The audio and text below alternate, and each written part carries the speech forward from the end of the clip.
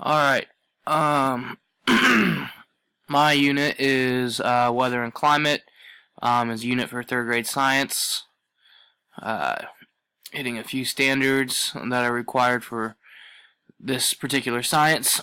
So just diving right in, we have the first lesson,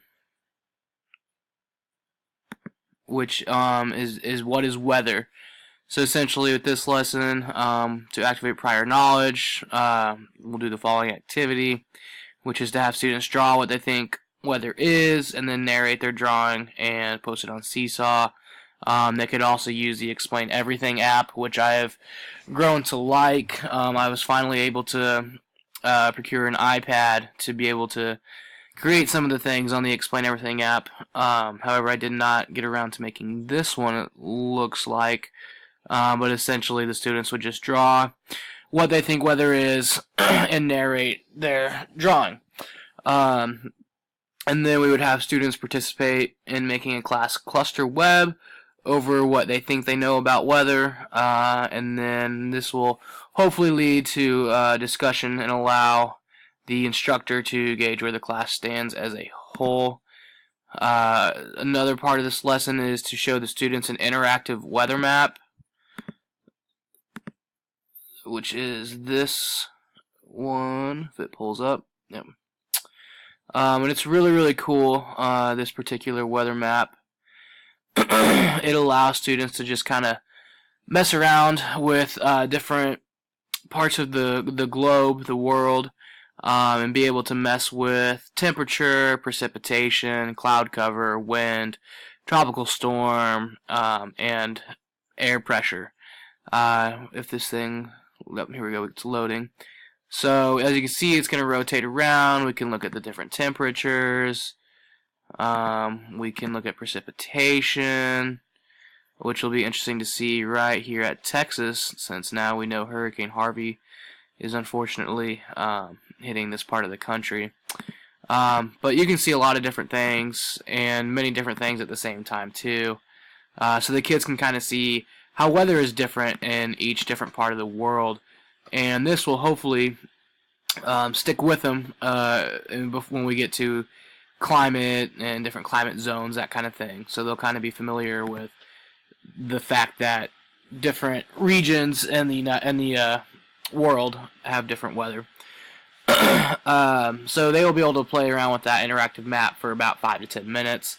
And then as an exit slip, we will have the students fill out a KWL chart from what they've learned and still wonder about.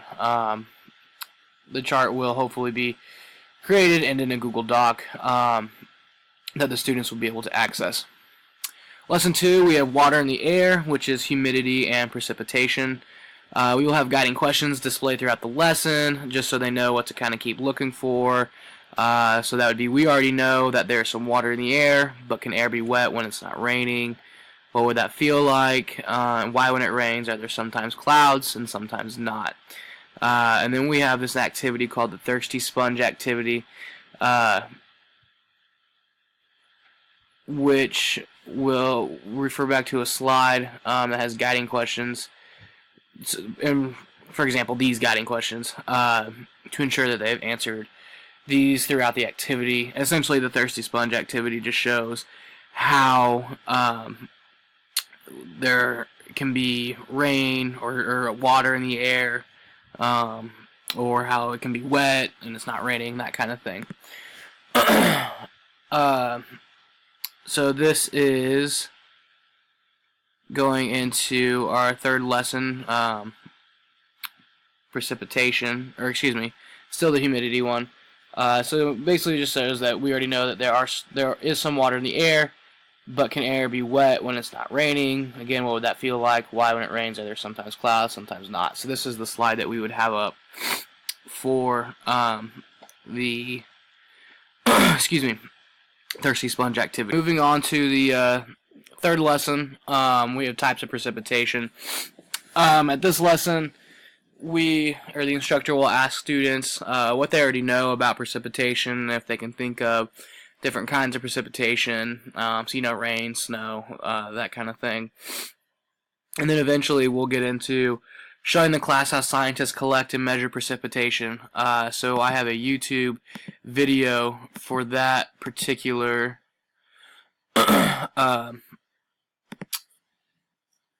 topic, collecting and measuring rain and precipitation. So they'll view this video. My name is Ralph James, and I work. But yeah, they'll view this video as a whole class, and we will discuss from there. Lesson 4, we have precipitation, clouds. So for this one, we have a cloud in a bottle experiment. Students will record, observe, make predictions, etc. in their digital science notebook.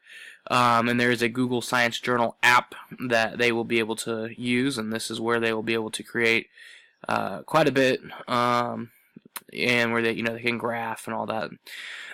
So there, I do have a video link for the cloud in a bottle experiment, and a link for the actual instructions. So let me see if I can get these open. Excuse me. So yes, here we can see the video, so we know what all the materials we'll need and all that. And then this one is, again, like I said, just showing the instructions for this. Okay. Now, I like this other website, as it kind of leads into what the activity is going to be for this lesson. Is a collection of tiny water droplets. So what's going to happen is, first we'll read the Cloud Book by Tommy DePaola, and then we'll discuss that. I do not have the book with me. I was not able to find it, so I didn't have a recording or anything like that.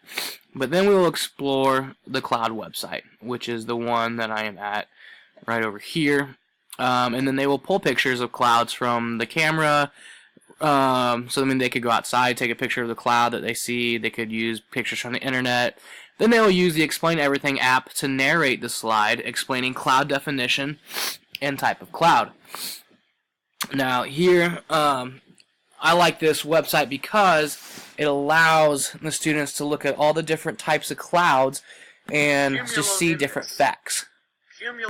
And for those students who may not be on grade level for reading or just have trouble for reading, this website does offer audio so that they can still get the same information as those students who are a little bit better readers than they might be.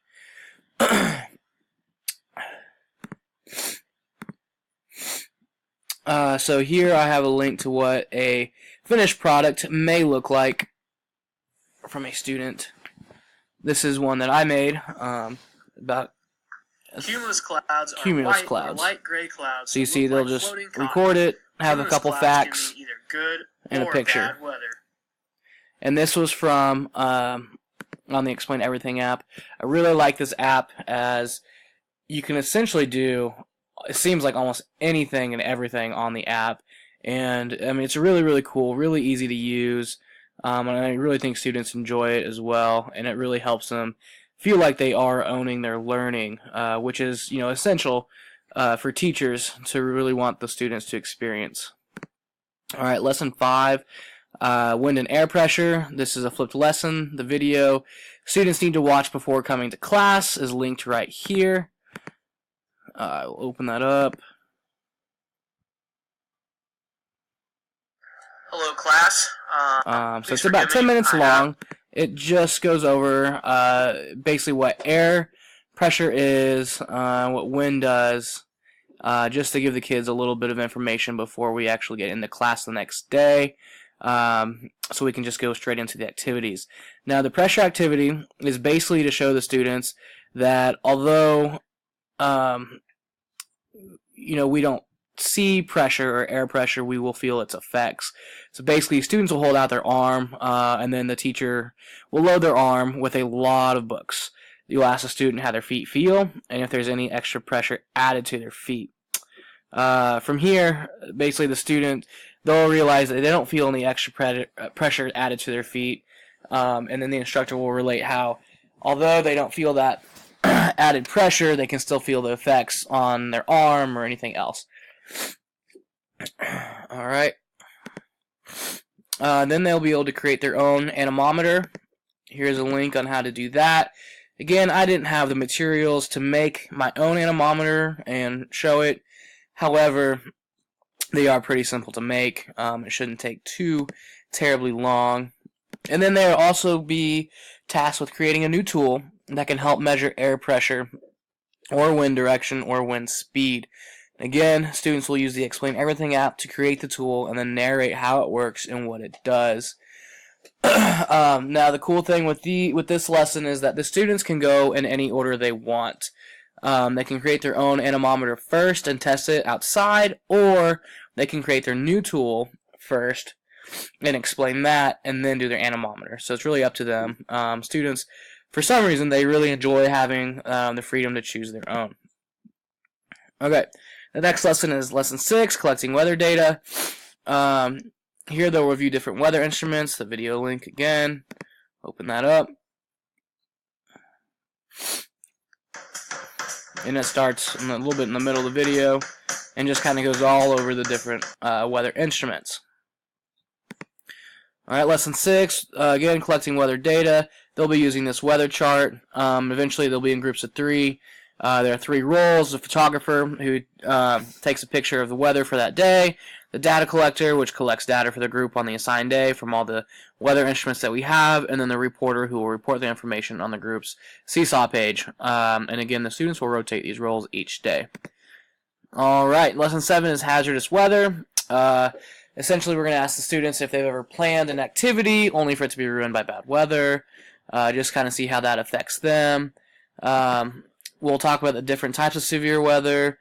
Here, this video just really touches on all the different types that students might experience. This piece is so cute. I'm going to just skip that ad because I'm running out of time here. The next one, again, hazardous weather. This is their PBL assignment.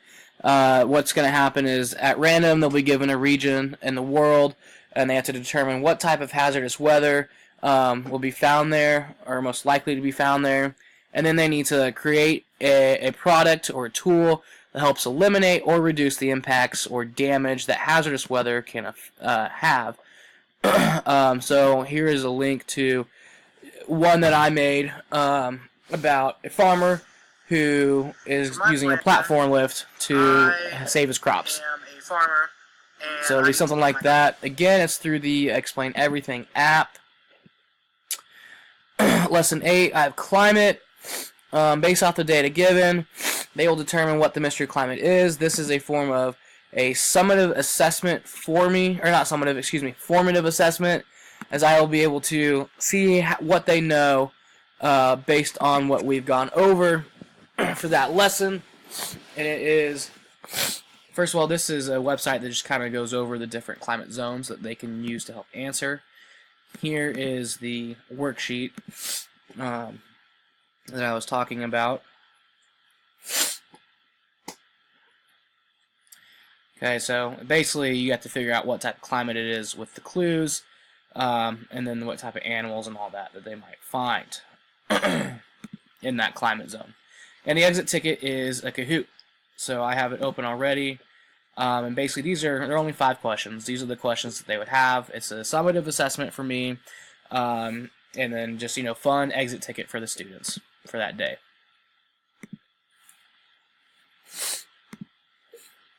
Alright, lesson 9 is interpreting weather data. They'll just discuss the importance of using graphs. They can use their digital science notebook on that Google app to create graphs and just pretty much graph from the weather that they've collected. Okay, I'm running out of time. I only have a few seconds. Lesson 10 is weather forecast. We'll show a weather forecast. This YouTube video is a good one.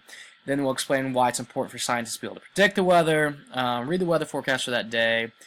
Does a forecast affect what students wear? Blah, blah, blah, that same stuff. And their project is basically in their same groups that they had for their weather collection is to be weather forecasters and create their own weather forecast and broadcast.